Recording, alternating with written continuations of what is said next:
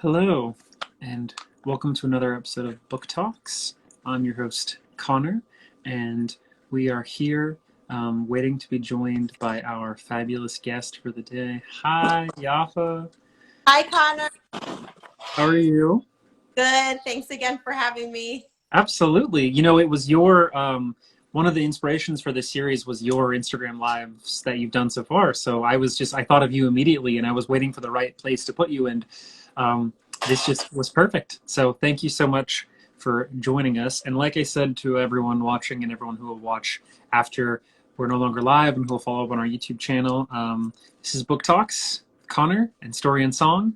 And today we have a very special guest, Yaffa Santos. And Yaffa is best known for her book, A Taste of Sage, which is an internationally best-selling book.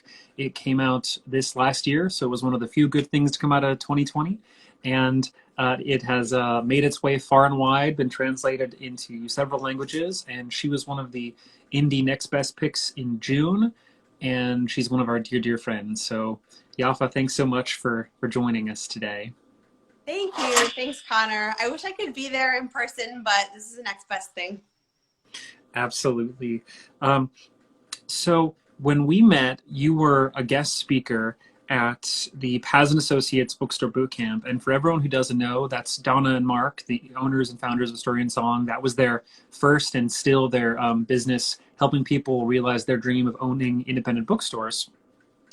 And they have these boot camps a few times a year, although now it's a little different, obviously. But back before all this craziness started, they had one of their boot camps, and Yaffa was a guest speaker to talk about her book. Yaffa, do you want to talk a little bit about that and how you got to know Donna and Mark and the store? Sure. I came in through the SIBA, the spring series. Oh, the Reader Meets Writer series. It was actually before that. It was a Oh, series that was for the booksellers. And I'm blanking on the name, but I got connected with Donna and Mark through SIBA. is And it the ABA, American Bookselling Association? it's the Southern Independent Booksellers Alliance. Oh, okay. I see. Yeah. So they me to Donna and Mark, and then at the time, Donna and Mark had spoken with Friction Farm to do a song about the book. Right. So we coordinated to have me speak the same weekend that they were going to perform, so that they could do the song, which worked out Yeah. and was That's great. so awesome. I love those guys, and they're two of they're some of the best. We that's one of the things we really miss is having those small Americana and acoustic bands come and play. That's so a big part of what we do and what we've done in our whole events, musical direction. It's just, I think that's one of the biggest things that has been sad about 2020. We've had a few virtual things and a few small things, but those like fun concerts and series and evenings of Story and Song, which is how Story and Song came to be. Um, we definitely miss those. So I'm sure. And it's funny, the event at Story and Song is actually the last event that I went to before the lockdown. So it also has that resonance for me. It was the last time I got to go out. I was wondering that. I was like, I think that was the last thing that we did before we all went into the first lockdown. That is, wow. That only gives more resonance, like you said, because that was it was a good thing to go out on. I mean, not that it was good to go out, but it was Right. No, nice. I mean, it just right now when I think about it, it feels really nostalgic because we didn't know what was going to happen. So we were like, are we going to have to wear masks? Are we, now that's a fact. Yeah, absolutely. Now it's a given, but you're right. It was during that first period that we were really uncertain. And so, Yaffa, I know that we could just chat all day, but I'm going to try to do everyone watching a favor and keep it on task. So today we are talking about A Taste of Sage. This is my personalized copy, of course, not for sale. And Yaffa, can you tell us a little bit about sort of the beginning of your journey as a writer? And then can you talk about that a little bit? Well, the beginning, very beginning of my journey was, as a writer, was when I was a child. My parents said they weren't buying me any toys unless I did something to earn the money. So at the time, I liked writing. So I said, okay, I'll write you guys some stories. And they paid me $5 a story. And that's how I bought toys when I was a kid. Wow. For some people that would be like a dream first writing position. I mean, I can think of some friends that would love to be getting $5 a story right now. Um, but that's one of those, that's such a unique like little anecdote, but that's such a perfect like writer's origin story, that's um so A Taste of Sage. How did the idea first? Well, firstly, let's talk a little bit about background on the book. It is a combination, it's a novel combination romance, and it's set in a kitchen. It's about cooking. It's How did you decide to bring those two fairly distinct elements and genres in together? I think just because I've always been a fan of the romance genre, that's the genre that I read most widely in, and cooking is also a big part of my daily life. They kind of came together. Um, when I first had the idea for Lumi, it was inspired by time that I spent in the service industry in Manhattan, which I didn't work in a restaurant myself. I worked on a different aspect, which was like the wellness industry, but still had a lot of contact. A lot of my friends were working in restaurants or were cooking. And just like that lifestyle, also talking to people in culinary school, having them tell me some of the stories of stuff that happened in the restaurants, that it kind of affected me in that sense that I felt, wow, there's just so many opportunities for drama and melodrama in the kitchen Absolutely. that perhaps I hadn't thought of.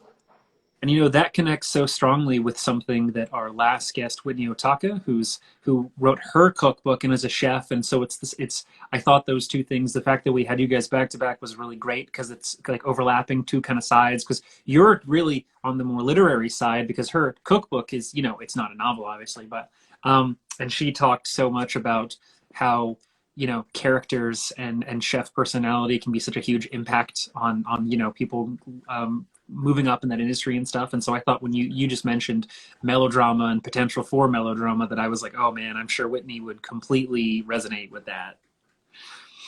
Sure, the stories that I've heard, except that from the friends that were working in kitchens, one of the most consistent pieces of feedback I got was that it's not romantic. People kept saying, how are you writing a romance about kids? This is the least romantic job I could possibly think of. So I just ignored them. So how do you come back at that? If someone says to you, this is not a romantic setting, what do you, obviously you've turned it into a romantic setting. So how do you come back at them with that? Like what are the elements for you that turn it into a romantic setting? I think it's the personalities of the characters. I think that for the people who had said it's not romantic, I mean, they're stressed. They're saying they're more highlighting like the stress of the job. But if you have two people who are meeting and they kind of react to each other in the way, I mean, in this case it's enemies to lovers. For at first they react strongly, feeling that they can't get along working, but they're never indifferent. I think that that's something that kind of makes like an important part of the storyline, is they're never indifferent to each other. Like from the time that they're working together, they're reacting to each other. And that might have been different. I mean, that might have been the same even if they met in a different place, even if they met in a different workplace. I think it's really the personalities of the characters. But for people who are saying to me, no, it can't be romantic, I mean, I know they're stressed from their job. So, and this is also, it's not the same when you're reading a romance novel and when you're exhausted because you just worked a 12-hour shift. It's not the same. Of course, but I think you could argue that you can, because like you said, the elements, it's the human elements that make it romantic. It's the setting and the characters and the passions and stuff. I mean, you could find that in any setting, right? Exactly. Um, That's what I think, is that if Lumia and Julian met, at a space station, like it would be the same thing because it's their personalities. oh man, is that the spin-off sequel? The No. a taste of sage in space. I like it. Let's get the rights. Um, um, Okay, so building off of what you just said, and I know this is like the most cliche question, but it's something because I know you, this is a question I really wanted the answer to. how much of yourself is in Lumi Santana, the main character and the like fiery Dominican chef that we all have come to love through the pages of A Taste of Sage? I think that I think there's some aspects that are similar. I mean, of course, there's going to be some reflection. Like, I think probably the most similar between me and Lumi, the greatest similarity is she keeps coming back to like her self-care routine when she's stressed to kind of downshift and keep it balanced. That's something really important to me. And when I was writing her, it was really important to me to include like her breathing, her deciding to take a moment to focus on her breath, her saying, okay, I need to take a step away and, have a glass of wine or do a bath. I mean, her thing was baths. I think where we diverge is that she was able to relax more. I mean, I'm the kind of person like I'll do these things, and then while I'm doing my self-care, like my mind is still constantly going anyway. But Absolutely. I try, and I think also Lumi is she's kind of reserved. I don't think of her as a very social person. She has few friends, but still when she needs to say something, she's direct. And I do think that we have that similarity. Like, I do think of myself as a reserved person, but I do kind of try to be direct with everybody. I mean, with varying levels of success, but that's my intention. Um, so, you talked about self-care and you mentioned that you had a background in wellness, which kind of was one how much do you think that factors into your writing of Lumi and her focus on self-care? I think it factors in as much as she has that focus, but the way that, I mean, the experience I had in wellness is more about nutrition and eating healthy, and Lumi doesn't care about any of that. I mean, she's the foie gras, like she's not concerned with like not eating things that aren't healthy. It's more just having balance, and I do think that's healthy. My approach is more like that than I'm only gonna eat kale. Like, that's not my that's not Yeah, my that doesn't sound that just I don't know how much joy would there. I mean, I enjoy kale in a few different forms, but I don't know if I could eat only kale. Um, Another thing I want to talk about since we're talking about Lumi is that she, like yourself, has a Dominican heritage. How well do you think that, not well, because obviously, you wrote it, but how does that factor into both the character, the novel, and her cooking itself? I think it's very important. One of the aspects that made me want to write about a Dominican woman chef working in Manhattan was the number of people I encountered who didn't know anything about Dominican food, which is funny because there's a big Dominican community in Manhattan, but still, I came across people who didn't know, or they had Dominican food, Latin food, and like French food on like a hierarchy. Like, they'd say, like, I worked in a corporate office one time, which was not related to wellness or anything, but the office had a chef. So when they had like some months they had like a French chef, and then other times they had these ladies cook, the Colombian ladies. So people would make comments, like when the Colombian ladies would cook and they make rice and beans, people would make comments like, oh, like, did we have a bad quarter this quarter? Like, oh, what happened to the the chef? Stuff that it really pissed me off. Like, I didn't say anything. I mean, this was I was like in my early 20s, but that stuck with me, and it bothered me how people would create this hierarchy where like, oh, things are going well, we're gonna have French food. Things are not going well, oh, that's when we're gonna have Latin food. I think that Dominican food and Latin food has definitely the potential to be complex. It's all about how you present it. I don't think that there's one kind of food that's more. I mean, all kinds of food can be elegant. How you present them and what you put into them, I think. And of course, I'm not a professional chef, but that's what I think. No, I think that you touched on something that is so, so relevant. And it really, and I know I've said this before, but it really connects with what Whitney was saying last week, which is that creating a hierarchy of food. And if you were to break down American food subcultures, people would often rank like Southern at the bottom. But then Whitney comes in with this absolutely like, you know, a full-fledged appreciation of it. And, she puts it right at the top for her. So I just, me personally, I would really have to stretch to think like, oh, let me just make a ranking with Dominican food at the. Firstly, I doubt there. I would say that if I had to choose, I'd probably have some Dominican dishes ranked above most French dishes, frankly. But that's just me. But the idea of that, and something like rice and beans, which is such a staple food and culture, but is so like perfect in its simplicity, you know, that people love. It's so homey, it's so wonderful. To think of it as a downgrade is so that I'm fired up by that response. It makes me want to go write about it. You know what I mean? I can only imagine having to encounter that. And you are of Dominican heritage as well, right? So when Yeah. you and I have watched you on Instagram Live cook a handful of dishes and different things like that now, but I don't remember. Do you, when you are doing your Instagram Live cooking, do you typically do Dominican dishes, or do you like to cast a wider net? I usually do Dominican. So we have an ongoing theme, which is about Latinx heritage. So I usually do Dominican. I do them with Priscilla Oliveras, and she's Puerto Rican and Mexican. So she'll do some Puerto Rican dishes, some Mexican. I usually do Dominican. Wow, that's awesome. So can you give us, can we just torture everybody who's going to watch this, especially Donna when she comes on and sees this? Can we talk about some of the Dominican dishes that you've done on your series? Sure. I mean, since it's more like appetizers and snacks, the one time I did mofongo, which is it's mashed green plantains with garlic, and then I did shrimp. So I cooked the shrimp, and then I put the shrimp and the shrimp sauce on top of it. You absolutely bait and switched me there because you were like, "Oh, it's just," and then went on to describe something that sounded so insanely delicious. I am like salivating over here. Of course, I didn't have dinner before this, which was a huge mistake. Um, that sounds truly, truly incredible. And now and will you say the name for me one more time? Mofongo. Wow, you know, that almost sounds like it has, this could be my ignorance, it almost sounds like a little bit of like African like It does. influence. It does. It's and there are African dishes, especially West African. Like there's like a Ghanaian dish that's almost exactly the same. That's the African roots. I mean, we Dominicans, we have African roots. Right, because, and this is going to sound so silly, but just, you know, I think all the time that people are just so geographically ignorant. But, you know, any person who's had a cursory glance at Central America and the Caribbean knows that the Dominican Republic is, you know, is connected to Haiti. And Same I, island. I'm sorry?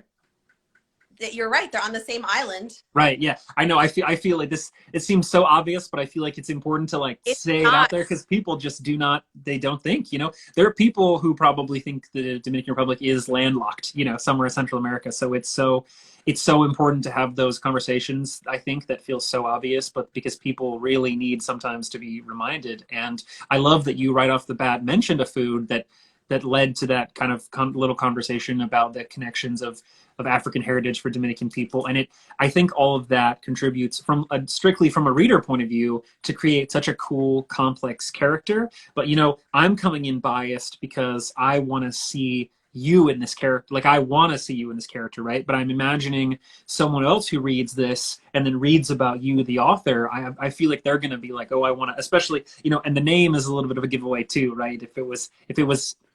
If you were an Ashley Smith, I think people would be like, how's that? But no, I want to, and that also leads me to another question that's a little off topic, but I love your name so much, Yaffa. Like, I, is, is there anything about like sort of the word, your name just to me is so unique. I feel like I've had the great fortune of working with a lot of Central American people because I used to be an ESL teacher in Alabama and I worked for the state and the university, and but I've never met someone with such a unique first name. Is that just me being totally ignorant, or what are what's the origins of your name? It's actually a Hebrew name. It's not Spanish. It's a Hebrew. And I also have a Jewish heritage in my background. Wow. Where the name comes from. I was named after a great aunt. Wow. That is awesome. Do you make any traditional Jewish foods? No, I'm really bad in that sense. Like we just did it like for Christmas. We did like pork chop and all that. Like Oh I'm wow. not a good person. Does our Mark Kaufman know about your Jewish heritage? He does. We I was talked gonna about say because I feel like Mark's first question would be, can you make some, because he knows, you know, but that you're cooking and stuff. That means wow, I can only imagine Mark after, you know, after when he watches this, just imagining Dominican meets Jewish dishes. I mean, he's just going to be absolutely starving when he sees this. It's I feel like this is just torture for him and myself too, though, because I'm just now I my food is just going around in my head this whole time. So Well, when things, I mean, you guys have a kitchen. When things get better, maybe we can do an event where, like, we cook something for people. absolutely. Oh my, I was thinking that the same, and Whitney said the same thing. We just have such a great spectrum of friends of in all of the arts, the visual arts, the culinary arts, the literary arts. I just, oh my gosh, that's another reason I had to start this series, because this series is book talks, but it really should be like friend talks, because Story and Song has friends all over the country, all over the world now, who have such unique attributes and strengths. And I just, they're such engaging individuals like yourself that people need to know, more people. I mean, people know you, like we mentioned, you're international bestseller, but more people on this island need to know about Yaffa. And you're in Orlando, correct? Yes. So such, basically neighbors in the grand scheme of things, in the international scheme of things. Yeah, driving distance. Yeah, I was thinking about your family, because while you were up giving your talks and speaking with the Books of Boot Camp, I was given the great honor of entertaining your family downstairs, and I had such a good time talking to your husband. I'm so And grateful well, to he hear, like, just spoke so highly of you, which obviously he would, but he just like had this just like passion. Oh, it was just so wonderful. And your children, will you and your children's names, will you remind me? my son is Ethan and my daughter is Zahara. Those are really beautiful names. And your family is safe and everything's going well, with all this. Thankfully, I mean, we don't really go anywhere. I think that's probably what helped. That's the safest way to be with everything going on, is just to, park it. I think that's been a challenge for people. One thing that Story and Song has done is we have been so strict on our mask policy for customers and staff that it makes, but we've had zero staff COVID cases. We've had almost no staff COVID scares at all. And every single day people come in and say, this is the only place that I feel comfortable spending time in.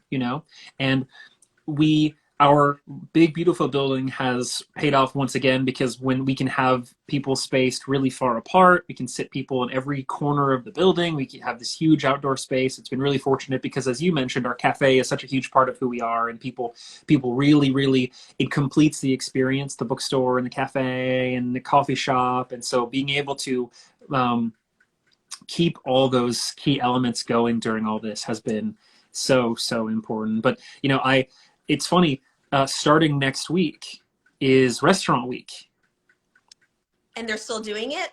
Yeah, well, it's a little different because a lot of it's going to be curbside and pickups and stuff. And That's but awesome. I think that's awesome that they're doing it because you need that continuity and people need to get out of the house, even if you don't go in a building.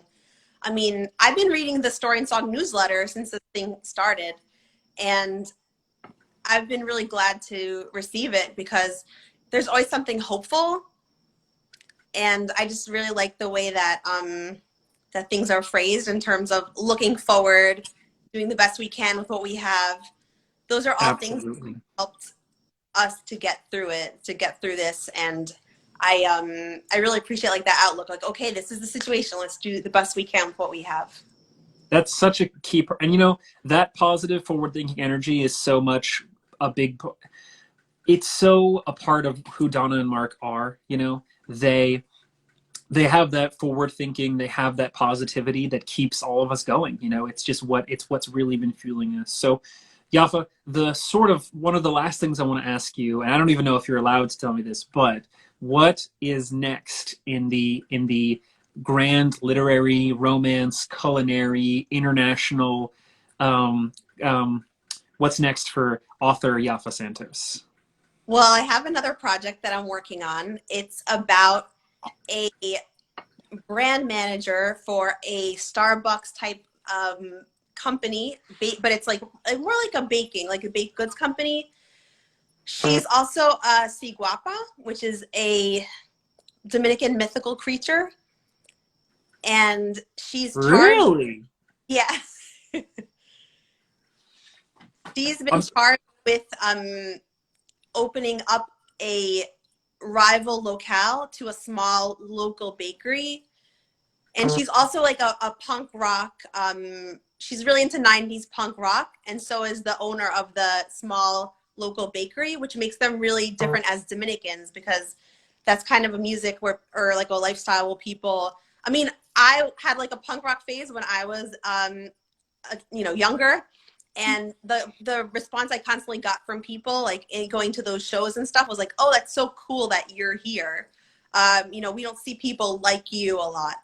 And that was kind of an interesting, I mean, basically they're saying like we don't see a lot of Latinx people, we don't see a lot of Afro descendant people, but they don't say it straight to you. And back in the 90s, like no one would say that. They just say like, oh, we don't get a lot of people that look like you. And okay.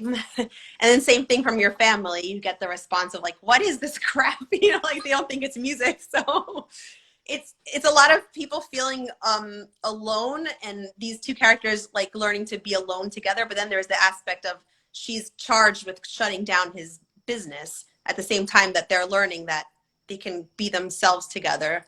So how that's going to work out exactly. I feel like I can sense a romance brewing. These this against the odds. Oh, I'm already like, well, are you going to tell me what happens or not? But I guess that's what's gonna. I'm going to need to read the book. So you said she's a Siguapa? Yes, and in this case it's a multi-generational curse that was put on her family. So the women of her family were cursed with being a Siguapa. The aspect of the Siguapa is she looks like a normal woman, but her feet point backwards. So when she's standing to the front, her feet are like this. Wow, that sounds very inconvenient. Yeah, yeah. So that Long straight hair. I'm sorry? They know what they do, even if they wash their hair. I mean, they're like, by looking at them, you would think they're Black or Afro descendant, but they have like straight hair. So Really? that's going to be another challenge in terms of like her wanting to fit in with like the natural curl community, but not being able to do anything about her hair, because when she's a Siguapa, it goes straight by itself. It sounds like the readers of this new book are going to learn so much about uh, Dominican myths and stories, and just that sounds. I mean, you come for the romance, stay for learning all about the Dominican myth. I love that. That's the tagline. I think that's so incredible and unique, Yaffa. I can't think of another author who can blend the genres together like that. I think that is such a unique and special part of what makes you such an amazing author, and obviously many people recognize that. Thank you. And do you have do you have a working title or a code name for this project? I mean, no. And one of my challenges specifically for this weekend is to come up with a title. So it's funny that you asked me that, but All meant to be. I do need to come up with a title. I do sometimes I'll make because there's baking also. One of the legends about the Siguapa is that they're addicted to butter. They like sneak into places to eat the butter because they have like a butter craving. So for me, Wow. like that works really well with a bakery because you're ready with a lot of butter. Wow. Somebody said to me like, oh, do like something like the taste of sage, but I think like the taste of butter like does not sound like I don't know if it has the like, same ring to it. Taste of butter. You could do like, I can't believe it's not a Siguapa or something. Oh man, that is. I'm so torn between wanting to know what happens between the characters, between wanting to hear more about this Dominican myths, like, and for me that's like right. I love history. I love cultural studies and stuff. So like that is so engaging and interesting, and how that fits in with the baking element. There's so much there in that short little description you've given us. There is so much to work with there. I'm so excited for that. I can't wait to be the first one to tell Donna about your new book. I know, because she's going to be so excited. I can't wait. Also, I don't mean to interrupt you, but I'm wanting to tell Donna and Mark also I have another project that I'm interested in working on, which is an academic rivals romance between two Black Jewish scholars. I think Wow, that is right up Mark's alley. That is like, so man, that really touches on so much of like Mark's, because that's so connected to his whole background, and his blended family and his own personal relationship with his Jewish heritage, and just wow, that's that's two really engaging projects, Yaffa. I'm really excited to see how that works out. I cannot wait to have one more Yaffa Santos book to suggest to people. Thank you. So the very last thing that I'll ask Yaffa is, so your book came out in 2020, and what is it like to be a new author with a brand new piece of fiction coming out in the middle of this unfortunate year that we've just left behind? I think that it gave me something else to focus on, and for readers that wrote to me and told me that the book helped them to get through the time at home, that for me is like the number one thing that makes me happy that the book came out when it did. I mean, I couldn't have planned it, obviously. There's no way I could have known there'd be an international pandemic when the Yeah, book came out. And of all the outcomes that I could have, I mean, having people contact me and say, I felt alone. I was alone during this time, and your book gave me something to connect to and feel less alone. I mean, that to me made it all worth it, regardless of, absolutely.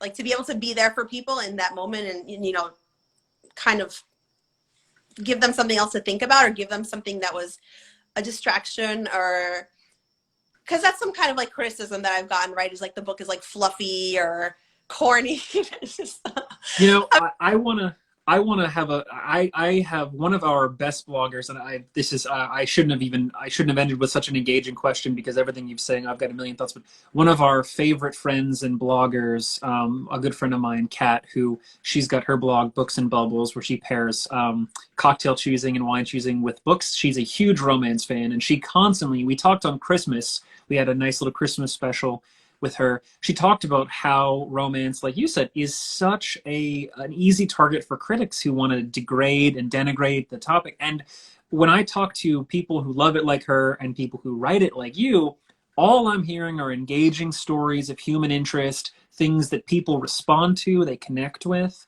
And in the middle of a pandemic, what more can you ask from a book but to make you feel a little bit less alone? And I just think that people who are critical of any genre like that, but especially romance, are extremely narrow-minded. well, I agree with you, Connor. Yeah, I agree. And I mean, I don't think it's fluffy. It's like you said, it's about human connection. It's about relationships. It's about psychology. I don't think any of those issues it's all really how you look at it. And it's also who is determining, where it's coming from, who is saying this is fluffy. But like I said, contrasting to the criticism, oh, it's fluffy, oh, it's cheesy, like those are moments when you need something that's fluffy. I mean, at least Absolutely. that's what I was looking for. And it wasn't a moment that I tried to pick up like some heavier books, and it was just like, I realized after maybe a few weeks, like, okay, this is not the moment that I'm gonna reread War and Peace. Like, this is not the moment I'm gonna like rewatch Contagion. Like, God forbid. You know, I I think that you're 100% right. And clearly your book has touched people all over the world, and it has made people feel happier and instead of being in their quarantine apartment, they find themselves in Lumi's kitchen and engaging with her stories. And like you said, and also you yourself are bringing these elements of Dominican heritage. People are learning something about your own heritage, seeing, Latinx people being represented, and including, Afro-Caribbean. Like, and then with this new project, I mean, I'm just so like excited. I'm so glad that I thought to mention that, because like, oh man, I'm going to be thinking about that all night. But like you said, I don't think that there's any genre of fiction that is worthy of criticism, because I think there's great things in everyone, and there's plenty of pieces of contemporary fiction, of fantasy, of nonfiction. There's plenty of books that don't represent their genre as well. But absolutely, there's no such thing as a genre that should be written off. But even if there were, A Taste of Sage, Yaffa Santos would stand out and be something to prove those people wrong. And I think that's one of the many reasons that people, and I personally, engage with you and your writing so much. Thank you. So, Yaffa, we're just about out of time. I want to thank you so much for joining and taking time from your new projects to talk with us and for being such a great friend to Story and Song. And I cannot wait for us all to be together again. You've really got my wheels turning talking about cooking. And like I said, it's restaurant week coming up. So we're going to be having a lot of great pictures of our food and doing some fun specials. And there's just so much going on. I hope everyone will stay tuned for more book talks, more wonderful pictures of food, and more amazing things coming out of our little kitchen at Story and Song. And yeah, so thank you, Yaffa. Thanks, Connor. I want to do an item for you guys. Like we'll continue to talk about it next Oh time. yeah, no, it's now we're set. This is you planted those seeds, the gears are turning, we're gonna have to figure something out. And especially, oh man, you could send us an idea. We have a fabulous person who's working in the bistro as well right now, who's Uruguayan, and she did a pastel de papa several months ago that was so phenomenal. So any obviously it's a totally different cultural dynamic, but any Dominican dish you could possibly suggest, we would be obsessed with and in love with. So we thank you again for joining us, Thank and you. hopefully we'll see you soon. And we cannot wait to see untitled Siguapa projects on our shelves sometime in the near future. Thanks so much, Connor. Thanks for having me, and thanks for the great questions too. It's been great. Appreciate it. All right. Tell your family you said hello, and hopefully everyone stays safe and healthy. And we'll see you next time. Okay, thank you. Bye-bye.